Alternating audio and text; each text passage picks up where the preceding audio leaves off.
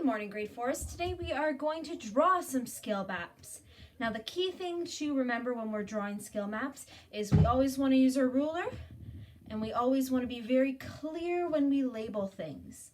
So before we get started, let's just make sure we have our scale up here. So my scale says that 1 inch on the map is equal to 1 mile in real life.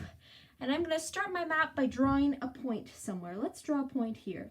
And we can make that whatever we want it to be because it's our map. Now, if we were doing this in real life, we would have to use actual places and a lot of measurements. But we are going to make Miss Vreeman's Fantasyland today. So there's my first point. This place is going to be Unicorn Palace. I'm writing nice and clearly, and it's very obviously to see that this dot is connected to that point. So therefore it's nice and labeled, and you can see that that label goes with that dot. And now from that dot, we are going to draw a line.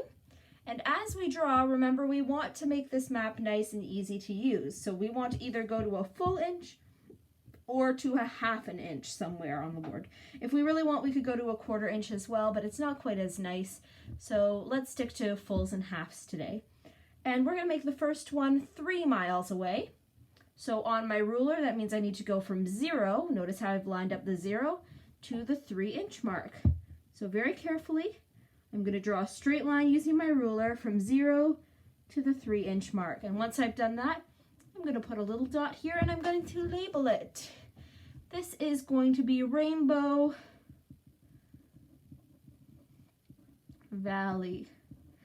Now we could label this with our distance or we could leave it. It depends on what type of map you want to make. I'm going to leave it for now. So now I want to make another distance. Let's say I want to make a place from Rainbow Valley to a waterfall of some sort. So let's say I want that to be 1½ miles away. So on my ruler, I'm going to put the 0 at Rainbow Valley and I'm going to find where my 1½ mark is. And I'm going to draw a line from there to 0 or backwards.